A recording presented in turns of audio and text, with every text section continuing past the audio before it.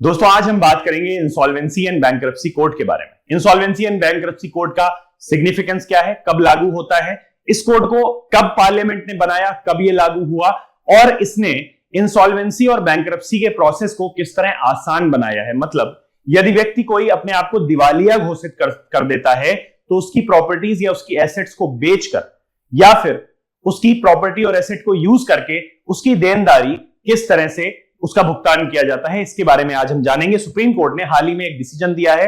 उन्होंने बोला है कि बहुत लंबा समय हो गया जब से जेट एयरवेज का इंसॉल्वेंसी प्रोसेस एसबीआई चला रहा है। अब जेट एयरवेज की प्रॉपर्टी को बेचकर, उनकी संपत्ति को बेचकर जो भी देनदारी है उसको खत्म कर देना चाहिए। मतलब जेट एयरवेज को फॉर्मली पूरी तरह से खत्म किया जा रहा है। अब ये एयरलाइंस ऑपरेट नहीं करेगी। तो सुप्रीम कोर्ट ने डिसीजन दिया है। एसबीआई ने इंसॉल्वेंसी प्रोसीडिंग जो है वो इनिशिएट करी थी 2019 में एनसीएलटी में, national company law tribunal Mumbai में इस प्रोसीडिंग को शुरू किया गया था। अभी तक इस पर कोई फैसला नहीं आया तो सुप्रीम कोर्ट ने अपना फाइनल डिसीजन दे दिया कि आप जेट एयरवेज की इंसॉल्वेंसी प्रोसेस को खत्म करिए। कैसे? उनकी संपत्ति को बेच दीजिए और जितनी देनदारी है, जितने लोग हैं जिन्होंने जिनसे इन्होंने उधार लिया था उनको उनका पैसा वापस कर दिया जाए। मतलब इनके जो क्रेडिटर्स हैं उनको उनका पैसा दे दिया जाना चाहिए।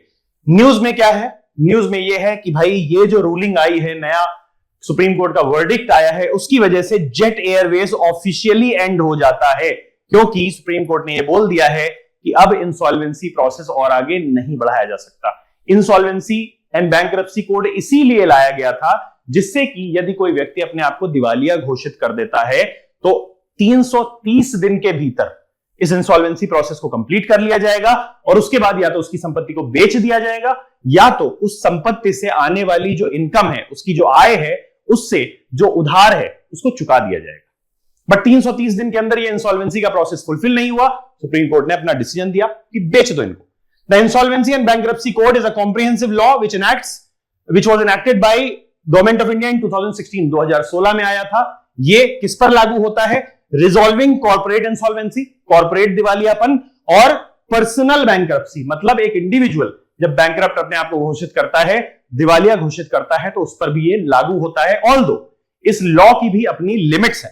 The code was introduced to provide a time bound mechanism. मैंने आपको बताया कि 330 दिन का प्रोसेस है, right, for the resolution of insolvency cases, दिवालियापन के केसेस को।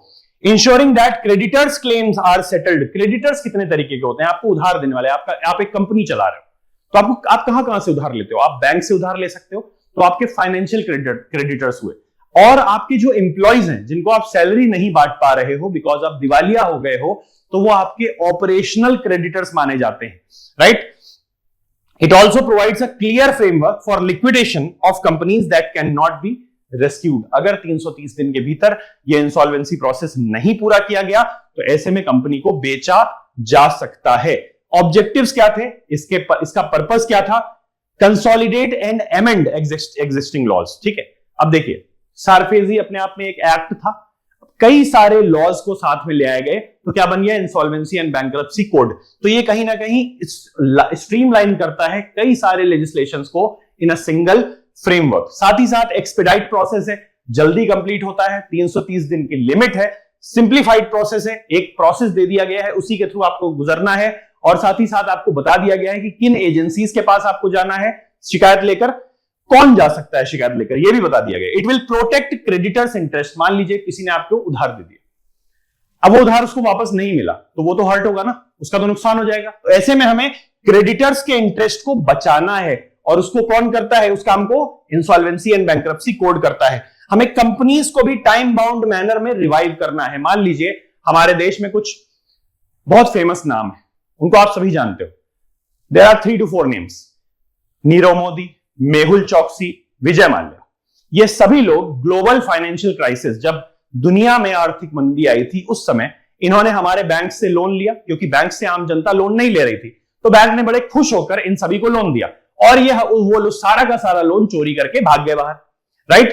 तो ऐसे लोगों को पकड़ने के लिए है, ऐसे लोगों को जो उधार दिया गया है उसको वापस निकालने के लिए किया जाता है। और साथ ही साथ अगर इनकी कंपनी चल सकती है तो गवर्नमेंट को टैक्स मिलता रहेगा।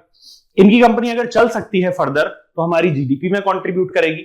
इनकी कंपनी अगर चल पाएगी तो जो एम्प्लॉयज हैं कंपनी के, उनके इंटरेस्ट भी तो बचे रहेंगे।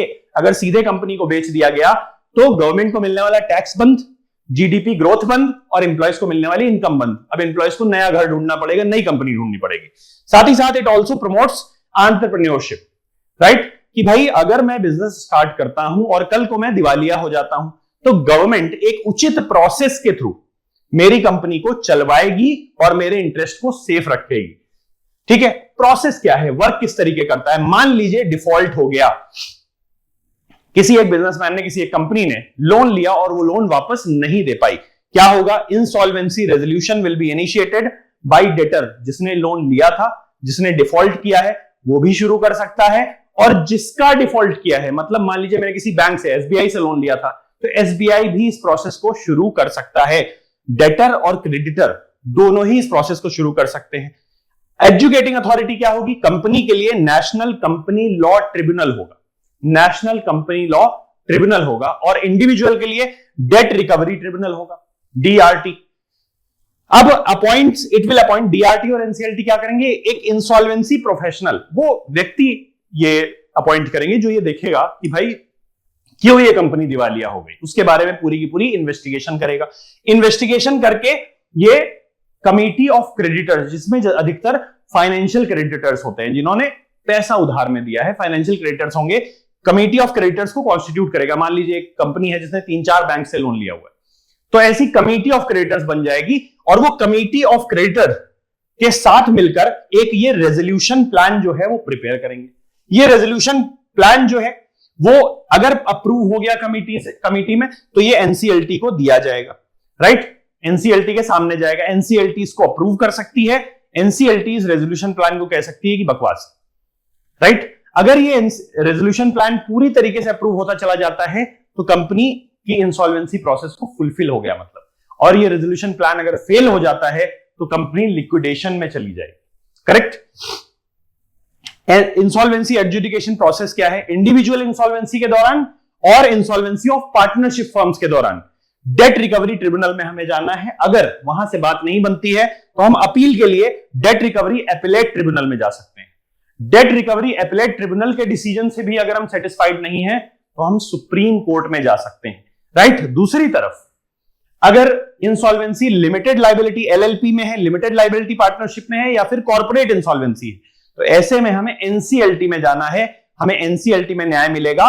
और अगर इसके डिसीजन के अगेंस्ट हमें, इसके डिसीजन को हमें रिवर्स करने के लिए अपील करनी है, तो हमें एनक्लैट में जाना होगा, national company law appellate tribunal, और उसके ऊपर सबके पिताजी सुप्रीम कोर्ट में ही हमें जाना पड़ेगा, राइट? हम सुप्रीम कोर्ट में फर्दर अपील कर सकते हैं। चैलेंजेस की अगर मैं बात करूं तो एनसीएलटी बेंचेस हमारे पास बहुत कम है, तो इसलिए हमें एनसीएलटी बेंचेस ढूंढनी पड़ती है कि भाई ऑपरेशनल एनसीएलटी बेंचेस कहां है, साथ में स्टाफ भी नहीं है, इंसॉल्वेंसी प्रोफेशनल्स भी हमें आसानी से नहीं मिलते, प्लस अप्रूवल रेट जो है ना हमारे यहां वो बहुत कम है, रेजोल्यूशन प्लान अप्रूव ही नहीं किए जाते हैं। 60% इंसॉल्वेंसी केसेस जो है वो अभी तक क्लोज हुए हैं, with most ending in liquidation. 40% जो केसेस हैं वो तो अभी एंड ही नहीं हुए, बट 60% जो हुए हैं उनमें से मोस्टली लिक्विडेशन में ही गए हैं। तो इसका मतलब है कि हम इंसॉल्वेंसी में कंपनी को रेस्क्यू नहीं कर पा रहे हैं, कंपनी हमारी खत्म हो जा रही है, उसकी संपत्ति खत्म कर दी जा रही है। हाई नंबर ऑफ लिक्विडेशंस लगातार बढ़ते चले जा रहे हैं, और ज्यादा है जो लिक्विडेशन का प्रोसेस है, संपत्ति बेचना ज्यादा है, संपत्ति को बचाया नहीं जा पा रहा है, जिससे कि लगातार रेवेन्यू आता रहे। प्रोसेस में डिले होता है, प्रोसेस में डिले की वजह से ही लिक्विडेशन ऑर्डर किया जाता है। साथ ही साथ रिकवरी रेट कम है, रिकवरी रेट बहुत कम है, excluding large cases the average recovery rate is around 35 to 36%, indicating inefficiency in recovering creditors dues। ठीक है, इससे रिलेटेड मैंने, क्योंकि ये इंडियन इकोनॉमी का बहुत इंपॉर्टेंट टॉपिक है, इसलिए मैंने एक क्वेश्चन भी आपके लिए दिया हुआ है। ये जो कोड है was introduced to address the rising number of NPA। बैंकों में लगातार NPA बढ़ रहा था, आर्थिक मंदी के दौरान मैंने आपको बताया कि कुछ बड़े बिजनेसमैन जो हैं उनको लोन दे दिए गए, उन्होंने सारा का सारा NPA कर दिया।